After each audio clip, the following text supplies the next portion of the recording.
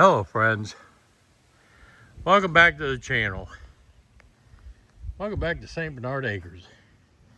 This is Saturday, June something. What's today? June 7th? June 6th, D-Day. Isn't this D-Day? The invasion of Normandy started today, I think. Anyway, already tired. We've been out here working. Let me show you a couple of things we've already done while Gary's playing with leveling blocks. Because his OCD, you know, we have to support that. And we love it. If it's an eighth bubble off, throw it away. It is D-Day. Yeah, yes, it is D-Day, yes. Let me show you what we've done so far. The first thing that people have been asking about were those overhanging limbs hanging down almost to the ground. We cut all those out. So that's no longer in our way. We have to fix that roof there. From the wind damage, when the guy comes out next weekend, we're going to have the roofers out here.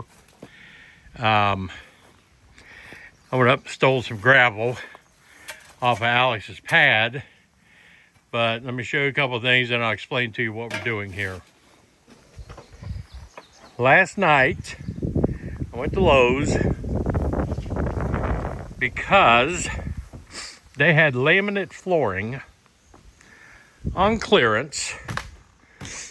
I didn't know how much I needed exactly. I was trying to guesstimate. But they had this Stainmaster, waterproof, pet resistant, scratch resistant, everything, right? With the padding on it for $1.67 a square foot. This stuff was $3 something a square foot before it went on clearance.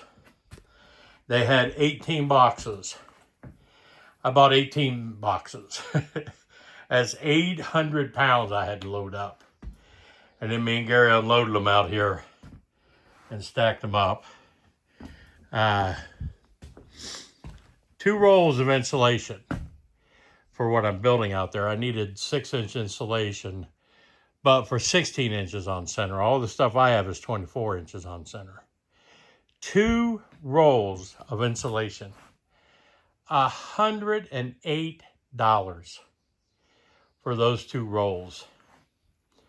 And you wonder why Joe is still working a job at 69 years old. Now you know. Let's get on through here and show you the next project. There's all my bathroom stuff again. Tub, surround, vanity, toilet, all the plumbing fixtures, medicine cabinet, all the piping. Yeah, Joe been spending money. Now Joe got to go to work. So there's 30 sheets of drywall for this building.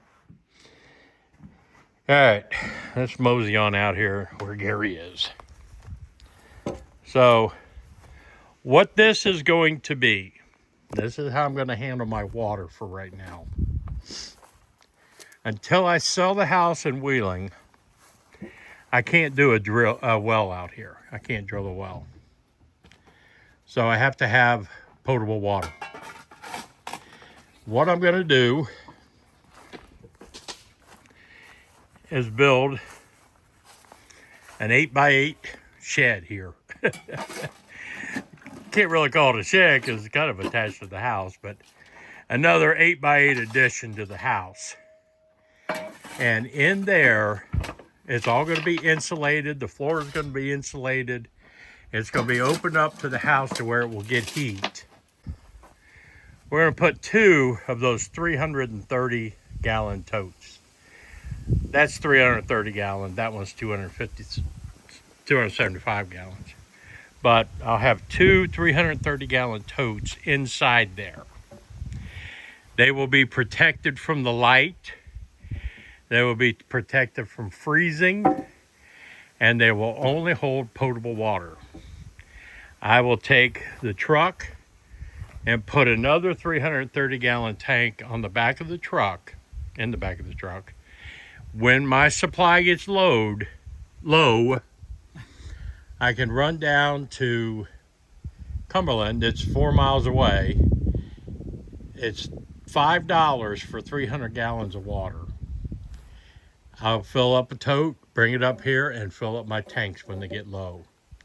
Inside here will be the totes, my jet pump, a pressure tank, and my whole house water filter. So, all right, it holds Gary's weight. It will probably hold 600 gallons of water. Yeah, it's going to be perfect, dude. But we're going to have the blocks. We're going to have the 4x6 beams. We're going to have 7/16 of flooring on the bottom side of the joist, so no critters can get up in there. It's going to be insulated. Then I'm going to have 3/4 inch OSB for a floor deck. Then we'll have 2 walls. We'll add the walls. But that will hold 4,000 pounds of water. I leave plenty of room for my tank and pump, pressure tank, pump, filters, all of that. But yeah, so I'll always have 600 gallons of water. When we do the well, all of the wells in this area are low yielding wells.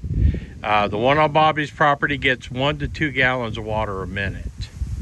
So everybody has to work off of a cistern. This will basically become my cistern once I put the well in. My well pump will only have to work to fill the totes.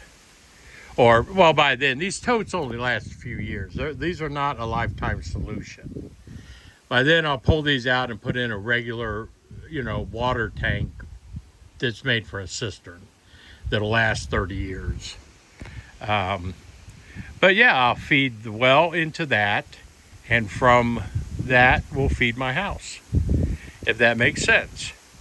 And I will show you updates as we build this. Today, I just want to get the floor down and get a couple totes on top of it so we see what it looks like, and I'll be happy. I don't have to worry about framing the walls until, this fall, before winter. But yeah, nothing will get to freeze. It'll all be, this is the way to do it. And for all of you guys who are preppers that don't need to do wells and cisterns and all that kind of stuff, this would be so easy once I run my gutters to add rain catchment to those 2 totes inside that room. If SHTF happens, we have no power or whatever, your well isn't working, you got 600 gallons of water in storage. There you go. It's going to be easy to set up rain catchment after I'm done using it as my main water source. So yeah, that's a good idea. I'm glad Gary thought of that. Now, we come to these conclusions together. It takes 7 breakfasts and 2 lunches, and then we figure out what we want to do, and he comes out and does it. But yeah, I think this is going to work out great. I'll show you the progress as we go along.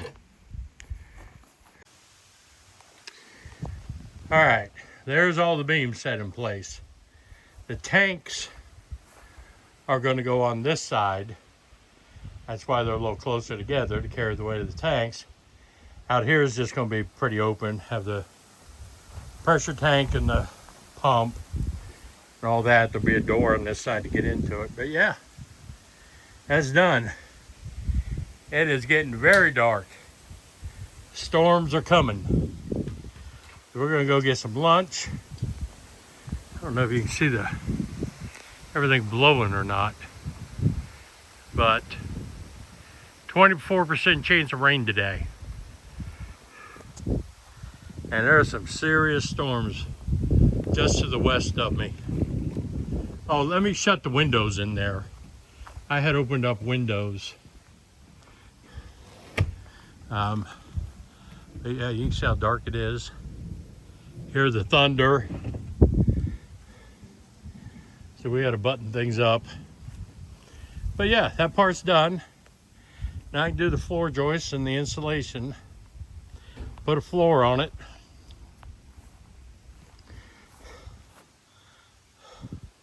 That was the hard part, believe it or not. Doesn't look like it.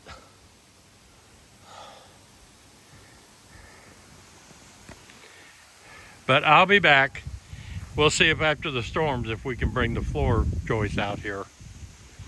If not, there's always next weekend. All right, well, as you can see, the sun came out. The storms passed over. Man, was it a ton of rain, holy cow. Like I said, we got everything there.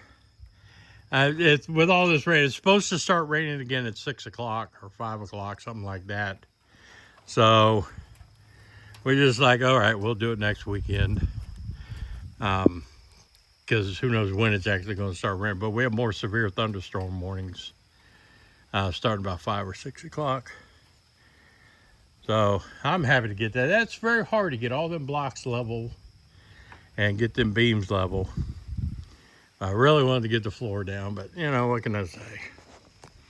We got enough done. No, I'm loving it. Anyway, just want to let you know that was it.